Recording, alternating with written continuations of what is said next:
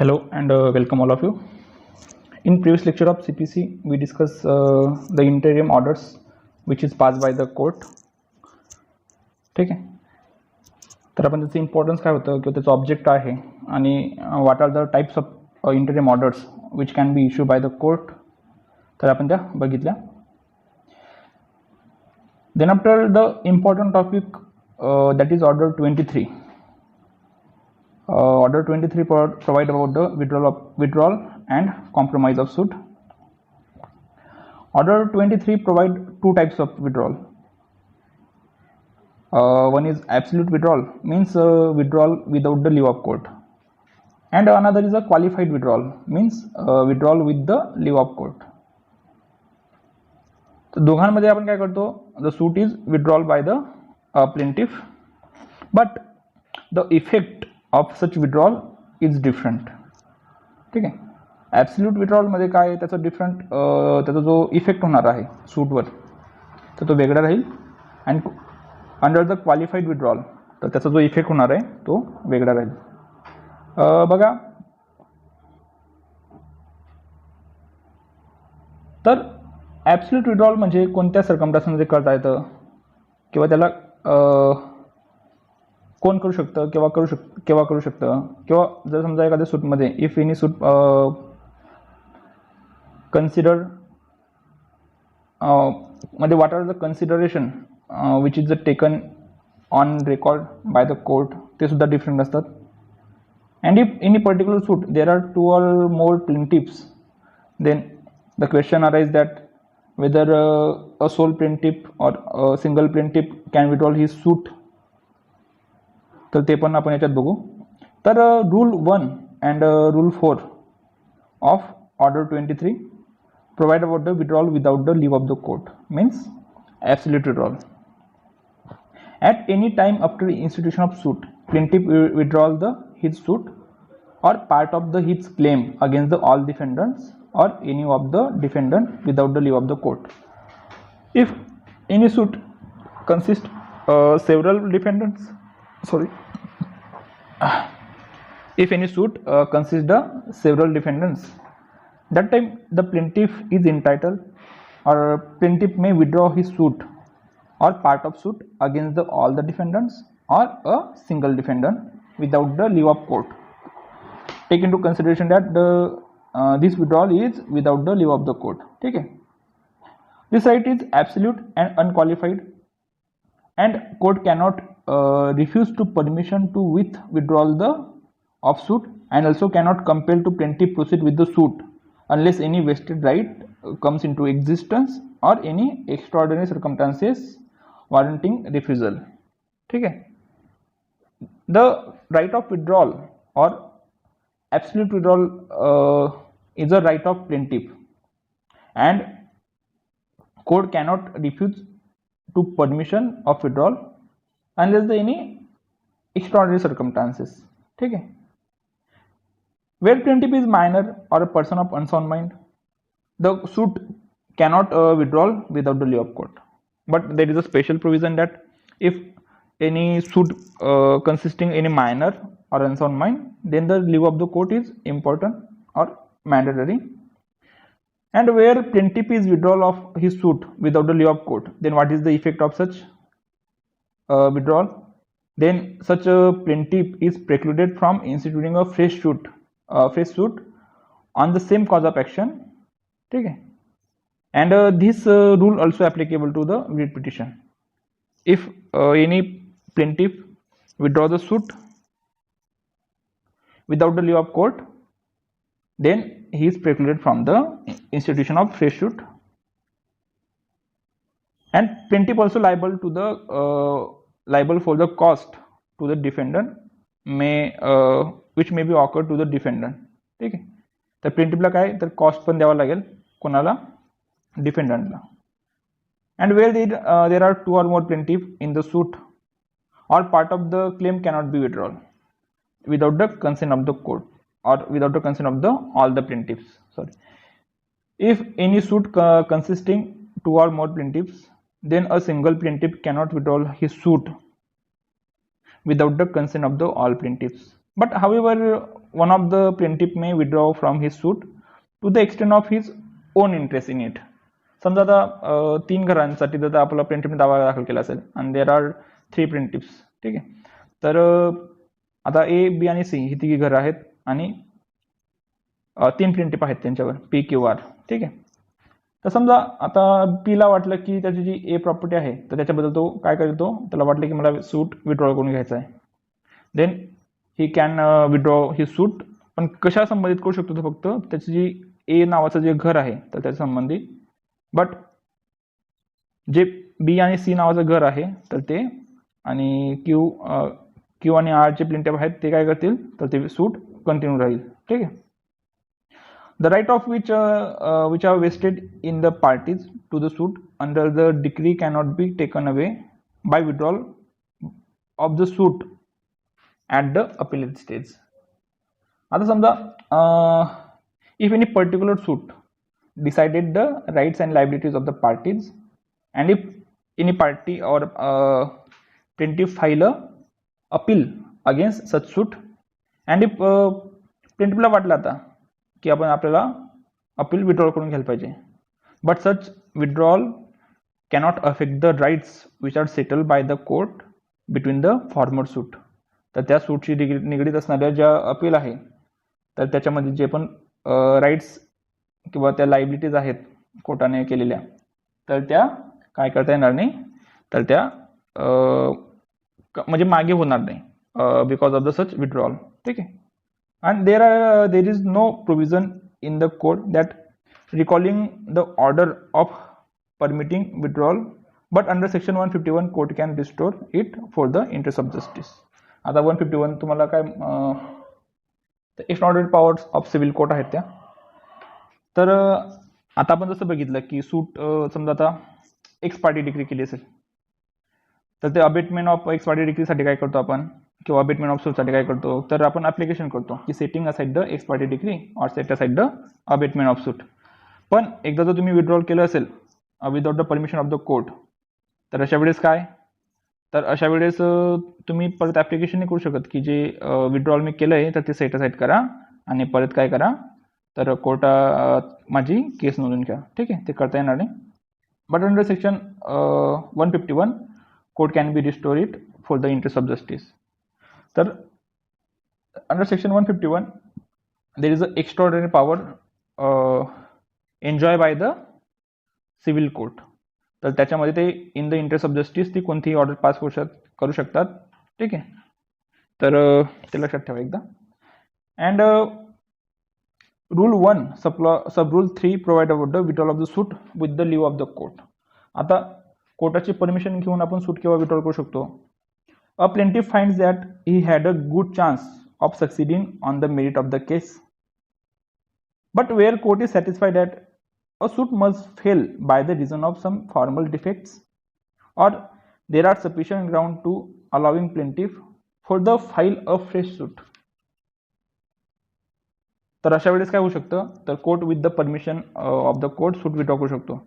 तर कोर्टाचं जे सूट आहे तर ते कशाला फॉर्मल डिफेक्टमुळे काय होऊ शकतं तर ते बाजूला होऊ शकतं. Then what is mean by the formal defects. Formal defect म्हणजे काय की असं काय डिफेक्ट असेल सूटमध्ये की ज्याच्यामुळे सूट प्लेंटिफ विड्रॉल करू शकतो with the permission of the court and court allow that the same plaintiff can be file a fresh suit on the same cause of action, ठीक आहे. त्याला रेज्युडिकाट ॲप्लिकेबल होत नाही. बघा तर फॉर्मल डिफेक्ट म्हणजे काय, तर formal defects means the defect which not affect the merit of the case. तर ते मेरिट ऑफ द केसला अफेक्ट करत नाही. For example like the want of notice under section 80.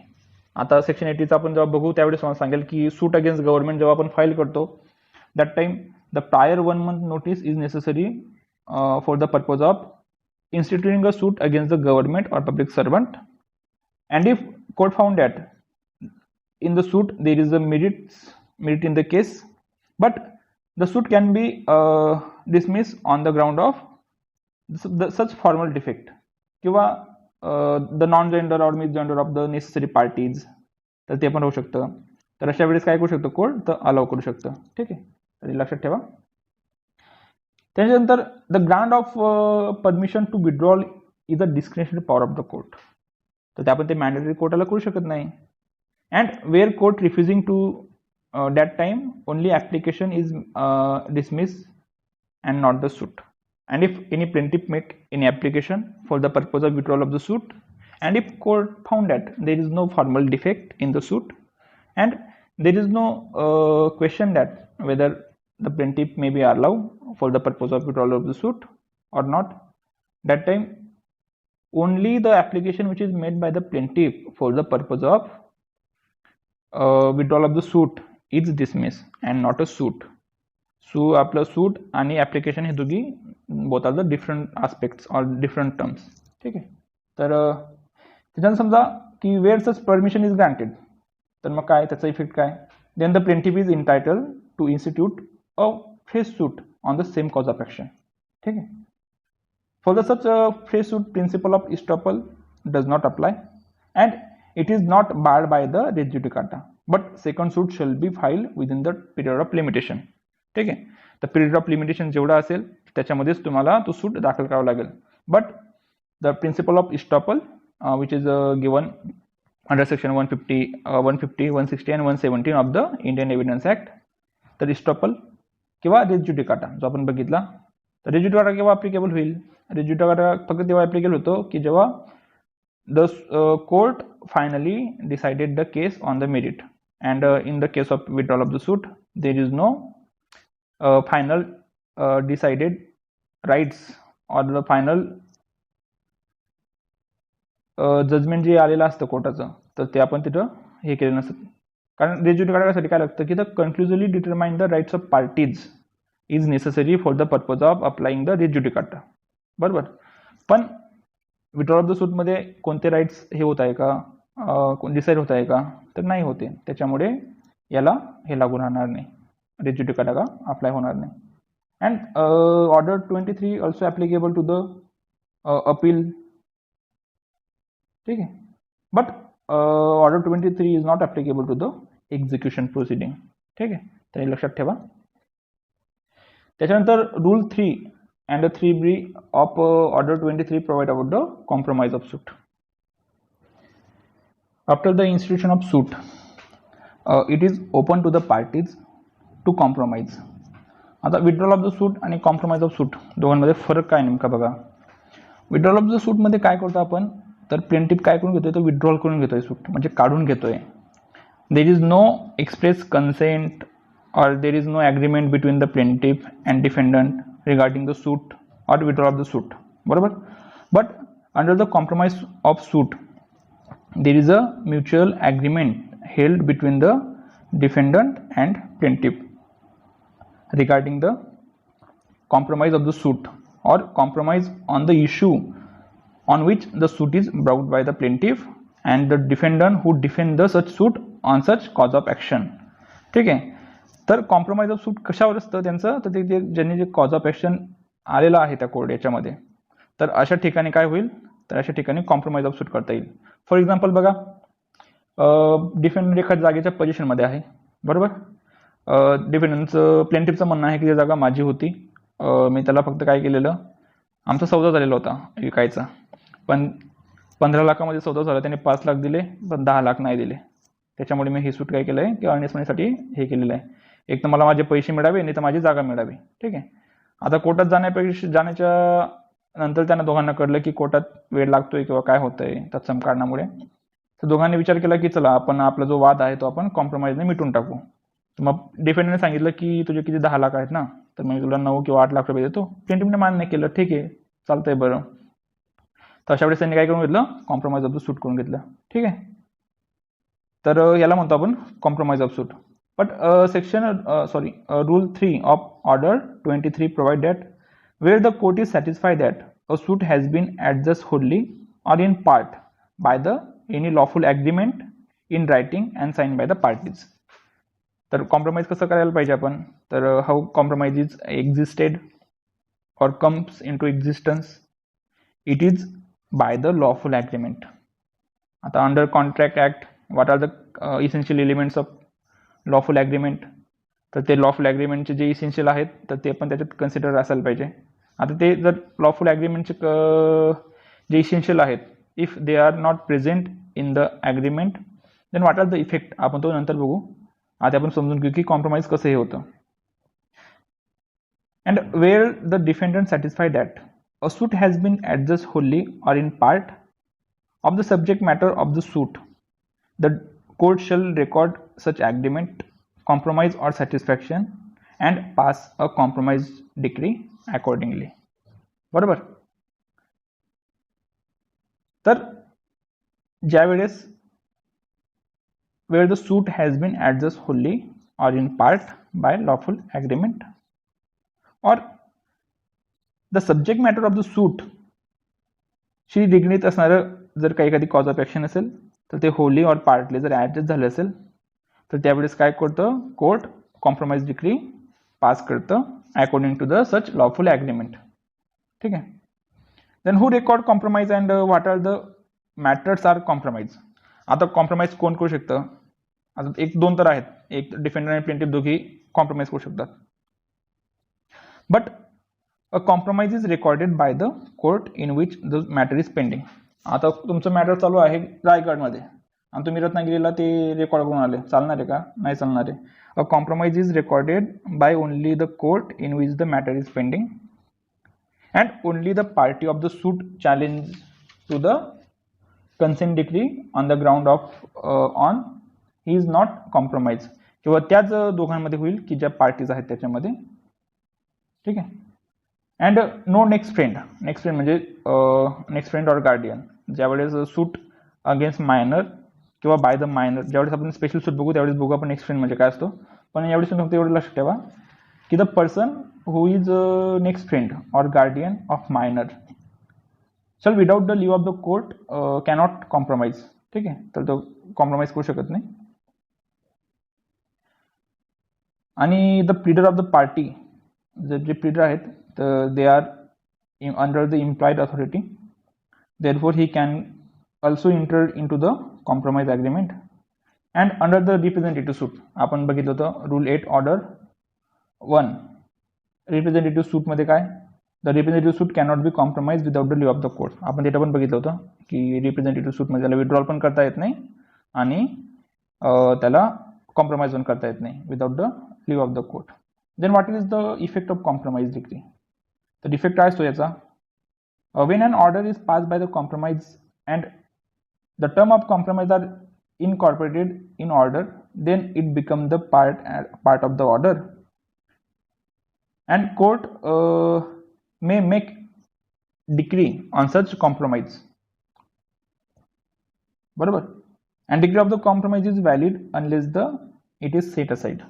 आणि जी डिक्री असते ती काय असते, व्हॅलिड असते, लिगल असते, even though the rights of parties are not decided by the court.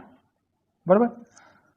आता तुम्हाला वाटलं असेल की एवढं सिव्हिल लॉ मध्ये एवढी सूट कशी आहे पार्टीजला, कारण आपण आधीच बघितलं होतं तर सिव्हिल नेचर्स ज्यावेळेस आपण ज्युडिशियल ऑफ द कोर्ट बघत होतो तर कोर्टाला कोणते पॉवर असतात की under section 9 the civil court has a power to decide all the matters of civil nature.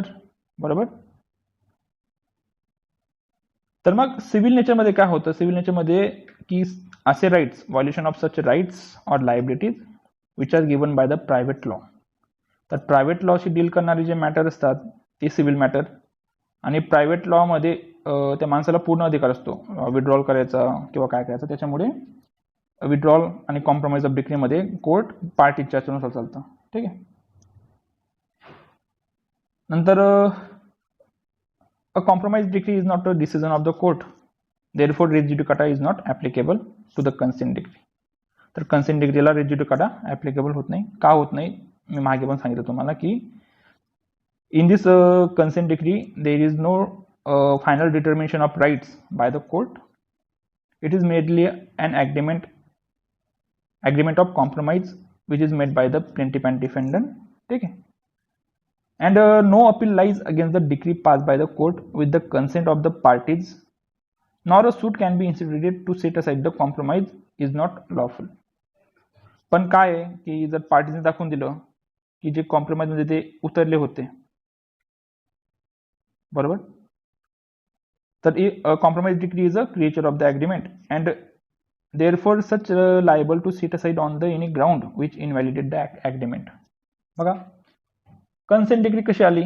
It is the birth of consent decree from the agreement held between the parties. बरोबर.